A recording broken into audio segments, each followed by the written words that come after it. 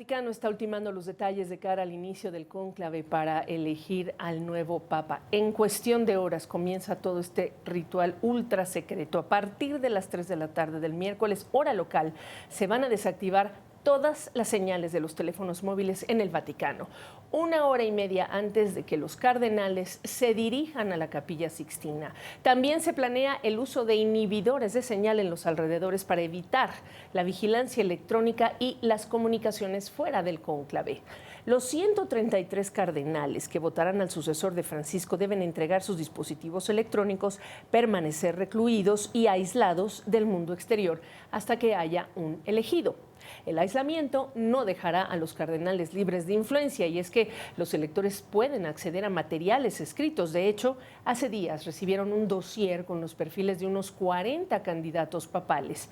En el dossier hay detalles sobre sus posturas en temas importantes como las bendiciones para personas del mismo sexo o género, la ordenación de diaconisas, la doctrina de la Iglesia sobre la anticoncepción, entre muchos temas.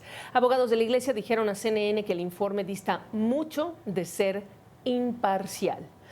La elección del nuevo Papa ya desató las apuestas. Sam Eaton, gerente de la plataforma Oddschecker, que analiza probabilidades, dijo que el entusiasmo se ve sobre todo en el Reino Unido, Irlanda y Estados Unidos.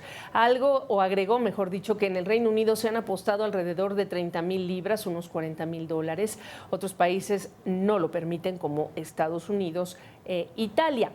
Y a unas horas de que inicie el cónclave, el mundo pone la mirada sobre lo que ocurrirá a puerta cerrada en el Vaticano. Hemos invitado al profesor Enrique Sanz Jiménez, exrector de la Universidad Pontificia Comillas de España, actualmente académico en la Universidad Iberoamericana de la Ciudad de México, para hablar de todo lo que se ve en este proceso. ¿Cómo está? Qué gusto saludarle. Que en el imaginario colectivo ha habido contribuciones interesantes recientes. Películas, El Cónclave, por supuesto, Ángeles y Demonios, ¿no?, en la novela de Dan Brown. Pero para entender este histórico momento de la Iglesia Católica, ¿qué destacaría? Muy bien, muchas gracias por invitarme de nuevo a este programa CNN, Gabriela y telespectadores. Yo quiero destacar que lo que puede suceder en el cónclave no lo sabemos muy bien. Lo que sí sabemos es lo que entra en el cónclave. Y yo diría algunas palabras que lo caracterizan. Una es la diversidad, de 133 electores hay cardenales de 71 países distintos, esto es muy importante. Otro es lo que a mí me gusta decir, la orfandad del Papa Francisco. Yo creo que la mayoría de los cardenales que han sido nombrados por el Papa Francisco se sienten huérfanos, y cuando nos sentimos huérfanos rescatamos lo mejor de nuestras tradiciones. Y en ese sentido yo creo que puede influir también el legado del Papa Francisco en algunas de las cuestiones que usted mencionaba en este momento. Entonces, ¿es posible pensar que esa influencia que dejó en ellos el Papa Francisco podría determinar o inclinar la balanza? Porque hay que decir que muchos de ellos fueron nombrados por el Papa Francisco, no se conocen necesariamente entre ellos, y esto es distinto de otros cónclaves. Exactamente, no se conocen y no hablan lenguas parecidas. Claro. Y no tienen formación parecida, porque esto también es muy importante. En otros cónclaves muchos de los electores se habían formado, habían estudiado en Roma o en sitios similares, y ahora vienen de muchos lugares del mundo, ¿no? Antes venían sobre todo de lugares del mundo en el entorno de Roma, y ahora podemos hablar de la diversidad tan grande, de la globalización en ese sentido, ¿no? Entonces, el que no se conozcan, yo creo que es un dato que hay que tener muy en cuenta. Y esto no tanto por decir si va a durar más o menos el cónclave, porque tampoco lo sabemos, sino, en mi opinión, realmente para rescatar algunas de esas cuestiones tan importantes del Papa Francisco, que creo que van a ser determinantes en la elección del futuro Papa. Entonces, ¿ve usted altas posibilidades de la huella del Papa Francisco en la elección de su sucesor? Es decir, algún defensor de las encíclicas, de las ideas del propio Papa jesuita, reflejadas en quien resulte ganador. Yo sí que lo creo. Ganador no, pero elegido, perdón. Sí. Luego, evidentemente, no todos los cardenales que pueden ser elegidos papas tienen todos los elementos que voy a presentar, pero muchos de ellos lo tienen, digámoslo así, ¿no?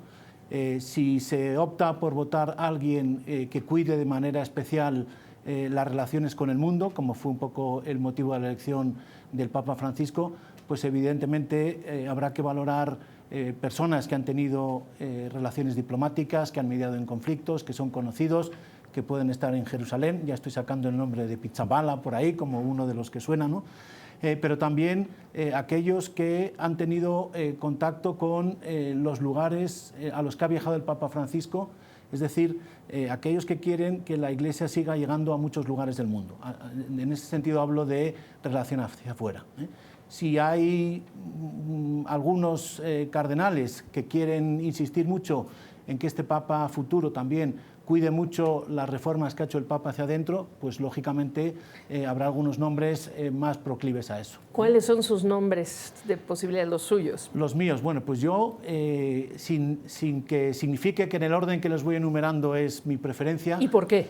¿Y por qué? Yo quiero nombrar en primer lugar a dos cardenales de Asia, al de Birmania, Bo, y a Tagle, el filipino. Sí. El de Birmania porque continuaría un poco con la labor del Papa Francisco más social. Lo mismo ocurriría con el cardenal Tagle, que ciertamente está en muchas quinielas, por decirlo así. Sí, ¿no? sí. Otros hablan... Y sería el primer asiático, además. Sería el primer asiático, como sucedería también con los africanos. Suena Peter Turkson, que es un cardenal ganés. Quizá la edad pesa un poquito en él, pero reúne muchas cualidades de lo que es el aspecto misional de la Iglesia, el aspecto político, los valores éticos, etcétera, etcétera, ¿no? Europeos, además de los italianos, pues suena también el francés Avelin de Marsella. El Papa estuvo en Marsella y este cardenal cuidó mucho el tema de los migrantes, por ejemplo. Luego un cardenal que es un poco distinto al Papa, es Erdő, de Hungría, pero el Papa también visitó allá. Y luego pues los italianos, yo en este sentido yo no descartaría algún italiano. Sobre todo. ¿Y de nuestro continente? ¿Los ve? De aquí pues hay el cardenal de Sao Paulo, Scherer, es el que probablemente más apoyo recibiría de América Latina. Y si ampliamos a los Estados Unidos, pues parece que Prevost es un cardenal que también tiene bastante importancia, sobre todo por el aspecto, una vez más, misional de la Iglesia. Estuvo este cardenal norteamericano en Perú de misionero y ese aspecto puede pesar en la elección final del nuevo Papa. Por supuesto. El día de mañana, el primer día, que solamente hay una votación porque está todo el ritual y mientras se trasladan ellos hacia la Capilla Sixtina, la misa, la juramentación, preguntarle... Es importante el día de mañana, quizá porque es la primera información que obtendrán ellos sobre esas posibles preferencias, ¿correcto? Sí, probablemente eso pueda suceder. Yo creo que es importante porque es el primer sondeo público. Ahora sí que me gusta a mí recordar un evento que no es una mera anécdota, que sucedió cuando fue elegido Benedicto XVI Ratzinger, que en ese cónclave el cardenal italiano Carlo Maria Martini es el que en las primeras votaciones recogía más votos y sin embargo él pensó que él no era el candidato a papa y abrió un proceso de diálogo que hoy lo llamaríamos sinodalidad. Yo creo que este puede ser un elemento también importante de este cónclave, el proceso de sinodalidad del Papa Francisco. Digo que Martini abrió ese proceso de diálogo para decir quién es el que más nos conviene. Y digamos que las primeras votaciones iban en dirección a Martini y luego pues las otras fueron lógicamente en dirección a Joseph Ratzinger, Benedicto XVI. Y recordando esta característica muy específica de secretivo, de confidencial, de cerrado, al final cónclave, ¿no?